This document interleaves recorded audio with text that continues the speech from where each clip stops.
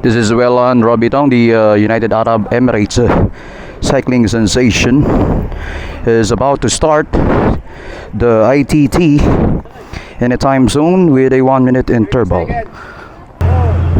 3, 2, 1, go! Alright, okay. Welan Robitong was just released. So, ladies and gentlemen, right before your eyes is the United Arab Emirates cycling sensation Welan Robitong right now, tackling the 10.68 kilometer route dito po sa ongoing junior ITT.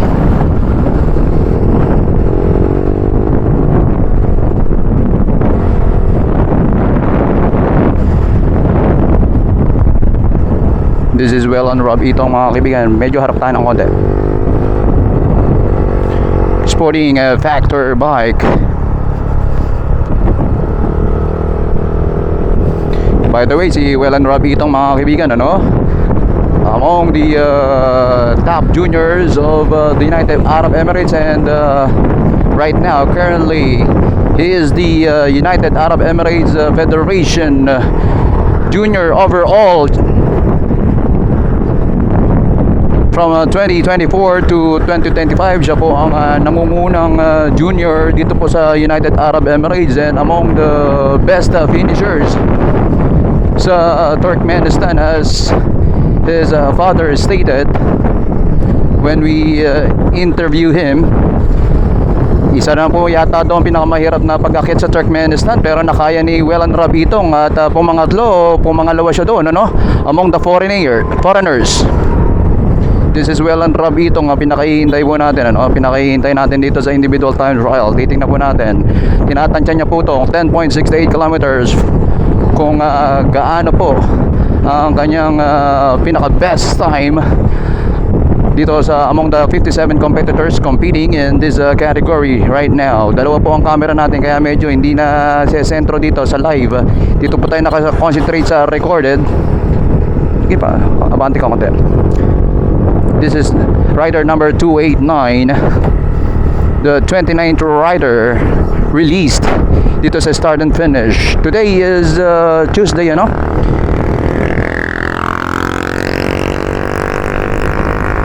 the 26th, February 26 ngayon, February 26, 2025, and right now, right before your eyes is the UAE cycling sensation, 17 years old, a native of Butuan. This is a native of Butuan, mga kaibigan. Ito pinakahihintay dito. By the way, Welan Robitong graces these event kasi nagmula po siya from the United Arab Emirates just to compete with fellow Filipinos here in the Philippines, kasi mostly talaga 6 years in the United Arab Emirates, from the time he emigrated from the Philippines. This is Welan Robitong right now, tackling a relatively uphill dito sa Tagaytay Nasugbu Road.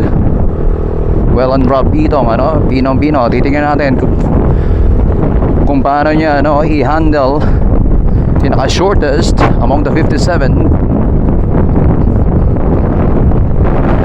At by the way, for your information, wala po siyang reserve bike. Ang kanyang dala-dala lang po ay lakas ng loob, mga kaibigan. At mga other repair kit in case magkaroon siya ng technical problems. He will be competing not just in the individual time trial, but also in the individual road race scheduled tomorrow.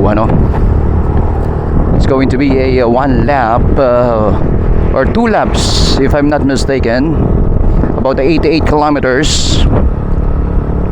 Welan Robitong, mga kaibigan, not just under United Arab Emirates Cycling Club, among the elite clubs in the UAE.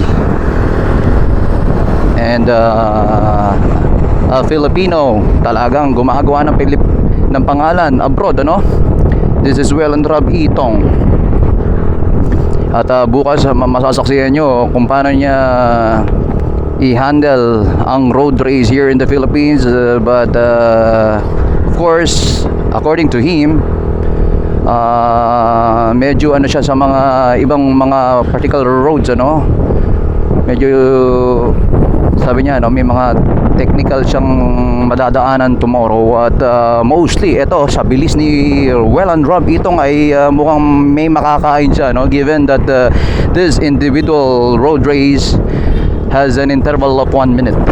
Ito kakainin niya, oh, about to overwhelm rider ahead, about 5 seconds behind itong si Robbie Itong. Nakakain na siya kagad sa closest ano niya, competitor niya, no, yung sinundan niya, no. So nakakain na siya ng about 50 seconds or so. Wag kang pumunta sa likod, pupesto sa likod. So this is Welland Rob Itong, pride of United Arab Emirates Cycling Club.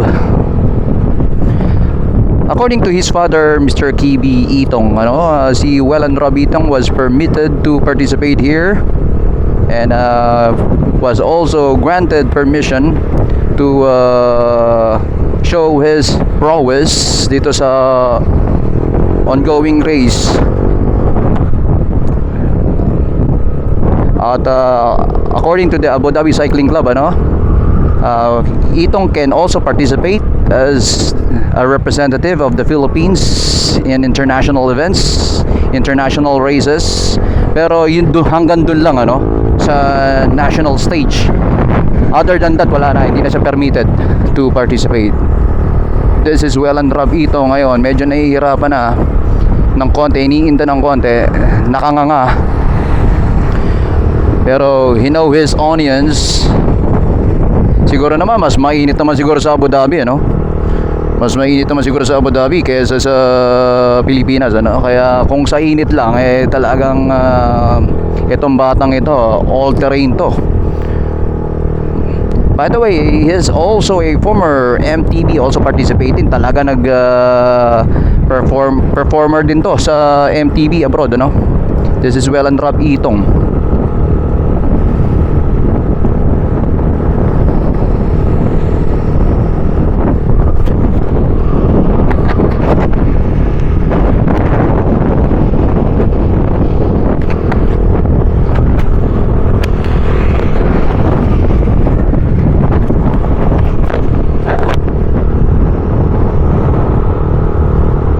So tingnan niyo yung paa niya ngayon, ano, kung paano kapino, ano.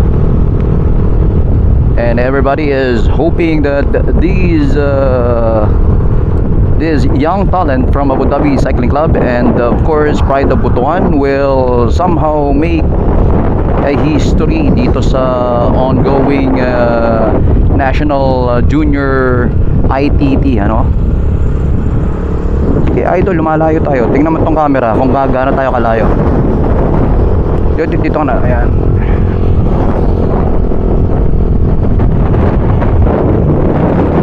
So again, this is Welland Rob Itong traversing the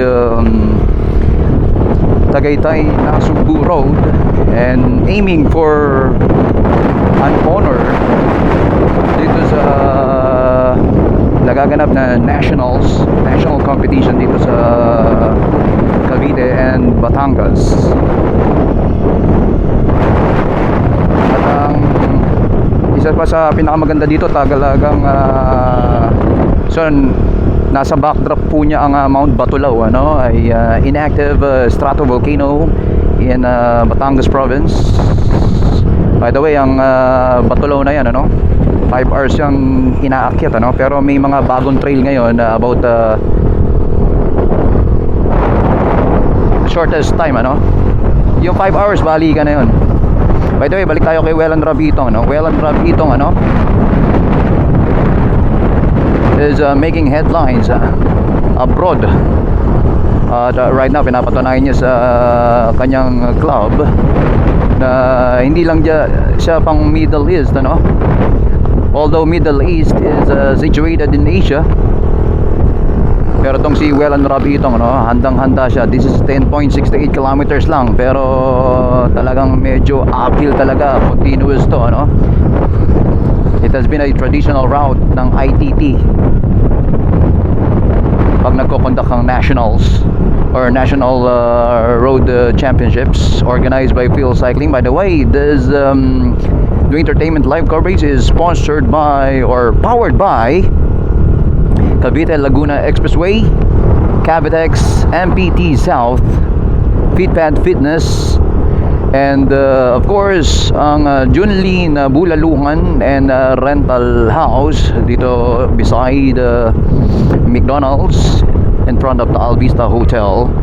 At here we go.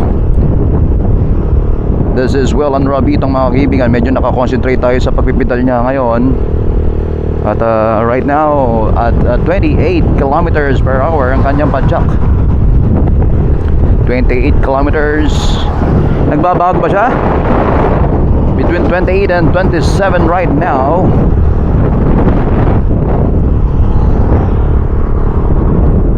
This is Welland Rob Itong for your information. The 29th rider released at the start on the way dito sa may ano, no, Batulao, tama ba? Batulao 'yun, ano?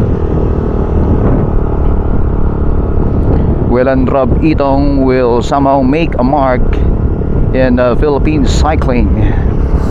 It's his first time to compete in the nationals, and this edition of National Road Championships ay lalaho kanya ang dalawang events, ano, ang individual road race at itong nagaganap na individual time trial 10.68. Tomorrow po, mga kaibigan, dalawang ikot dyan sa Batangas, about 88 kilometers road race. Given that itong si Welland Rob Itong, given na na-aksidente siya recently, ano, nakakapag-recover siya kaagad. He was sideswiped by a pickup at the exit in a certain national highway in or expressway in Abu Dhabi, you know. By the way, itong si Welland Rob Itong, for your information, is, should I say, well recognized by the king of United Arab Emirates, you know, of Abu Dhabi rather, if I'm not mistaken, because United Arab Emirates has about 7 emirates led by a king, ano. Among them is Dubai and Abu Dhabi, no.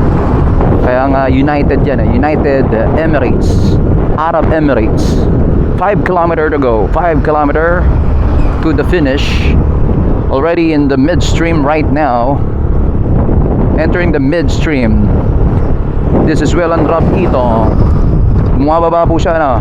Already in the midstream na to si Welland Rob Itong. Already in the midstream. This The Entertainment Live is brought to you by Cavite Laguna Expressway, Cavitex, MPT South. Of course, binabati po natin ang MVP Sports Foundation at ang another Phil Cycling major sponsor, ang Standard Insurance. At binabati din natin ang Excellent Noodles and likewise ang 7-Eleven.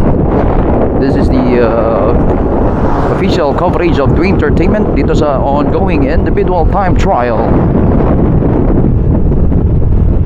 This is very unmissable, ano? Given that the Welland Rob Itong just arrived to partake in this highly anticipated national sporting event of the Philippines. Ito ang the annual National Road Championships. We were absent, ano, the last edition in 2024, but given that very timely naman ang pagko-cover ulit natin, ano, at andito si Welland Rob Itong. Dati napapanood lang natin siya through our feed, through our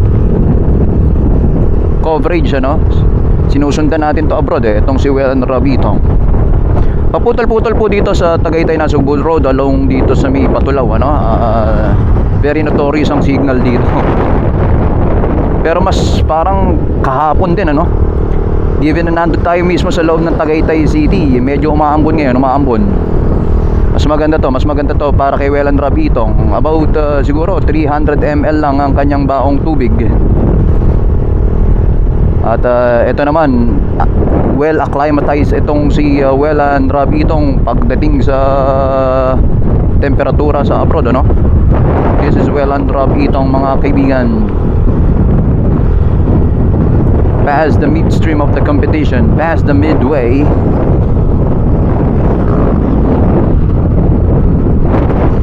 Dito naman tayo sa kabila. Okay.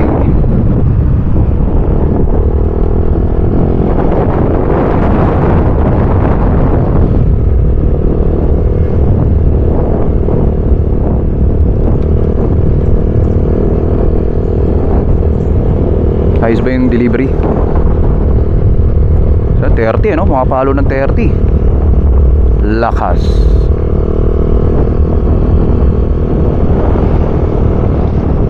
Harap ng konti. Up. So by the way, itong si Welland Rob Itong, ang parents niya, no? From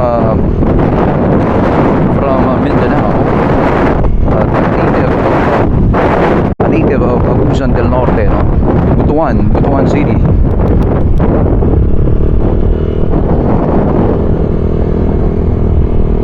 This is Welland Rob Itong, mga kaibigan.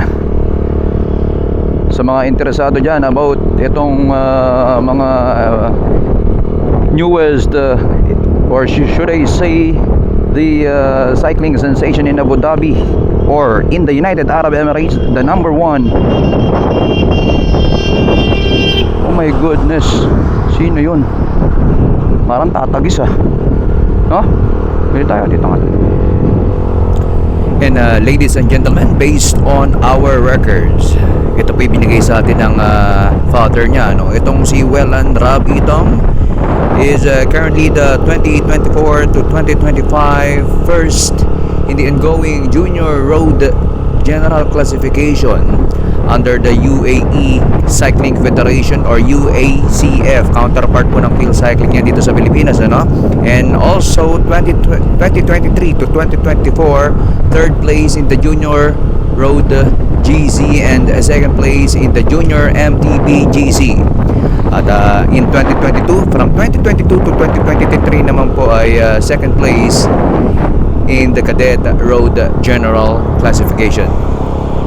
Ito pong si Welland Rob Itong.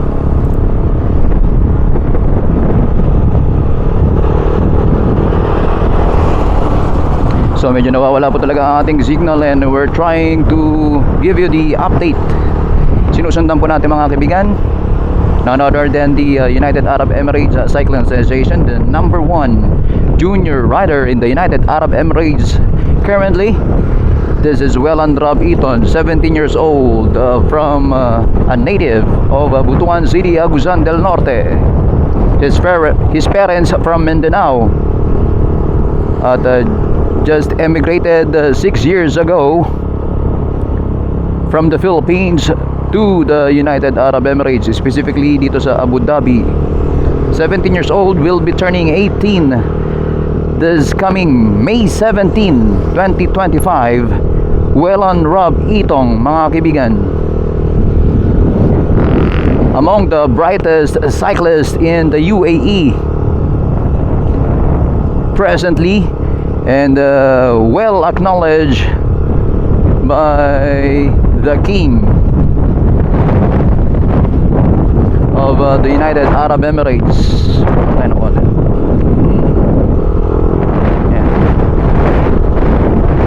Medyo talagang drizzling afternoon, or afternoon na ba? Yes, afternoon here in along Tagaytay Nasugbu Road. Nagwiwisek. Doon tayo sa likod.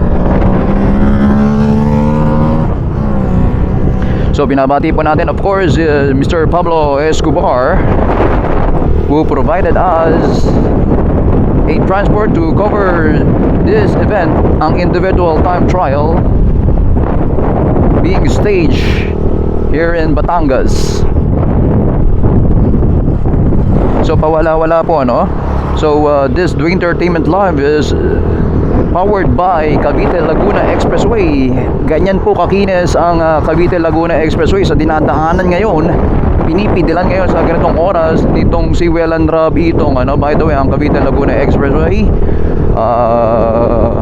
will open in the near future. It's last exit towards Kawit, Cavite, no? At magtatagpo ang Cavitex at Calax someday.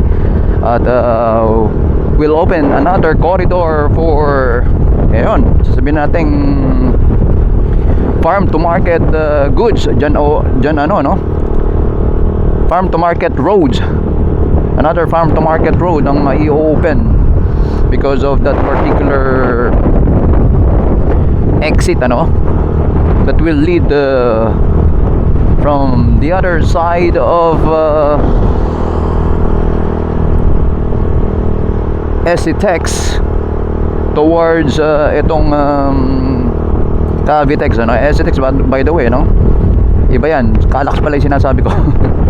Cavite Laguna Expressway, ladies and gentlemen. Although Calax is connected dito sa Mamplasan exit of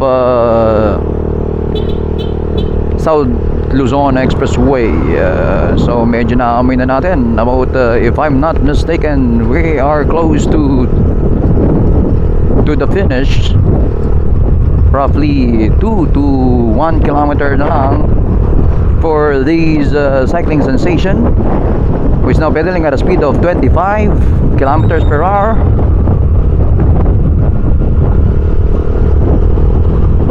Making a mark in Philippine cycling, Welland Rob Itong, the #1 junior rider in the United Arab Emirates right now. That's according to the United Arab Emirates Federation, counterpart of field cycling in the Philippines. Itong United Arab Emirates Federation. Currently, this young man, this rising star from Abu Dhabi Cycling Club, is making his name, imprinting his name in Philippine cycling among the best riders this country has ever produced. Welland Rob Itong, a native of Butuan City, Agusan del Norte, competing in this national competition. This is the 10.68 individual time trial for junior, men's junior. So mga kaibigan, pakishare na lang to at paki-heart naman yung mga nanonood dyan. Papatay-patay lang yung signal natin, pero ang delivery naman natin tuloy-tuloy. Wala tayong hindi na natin iniinda kung mamatay-matay yung ating signal, for as long as we can deliver to you the update of the ongoing Field Cycling National Road Championships, sponsored by MVP Sports Foundation, Standard Insurance, Excellent Noodles, and 7-Eleven. Batiin po muna natin mga kaibigan the Honorable Abraham Bambol Tolentino, the Field Cycling President, and at the same time the POC President.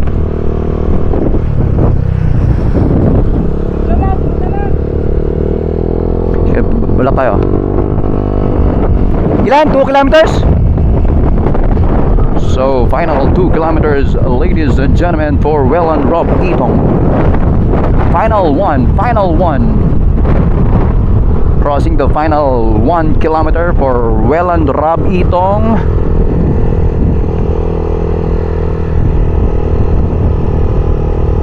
In his element, ladies and gentlemen, Welland Rob Itong, 17 years old, the #1 junior rider of Abu Dhabi Cycling Club. Welland Rob Itong just crossed the final 1 kilometer. At naamoy na pedaling, mas mabilis po ngayon, about 32 kilometers per hour. Ngayon ang padjak niya, bibilis, while bearing the brunt of headwinds. Right now, napapayo ko si Wellan Rabitong. So may mga ano tayo dito, no? May mga generous rider na magbibigay kay Wellan Rabitong. Medyo talagang pinipilit ni Wellan Rabitong na pumadjak pa ng about 30 more. Ito, mababa, 28 kilometers per hour. Wellan Rabitong.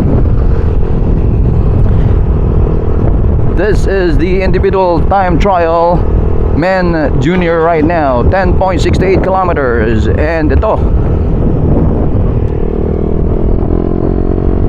alright, about meters to the finish line. Aabot na po mga kaibigan. This is Wellan Rabitong off to the finish line here in Tagaytay, or here in Cavite, or Batangas rather. Dito tayo sa labas lang ha.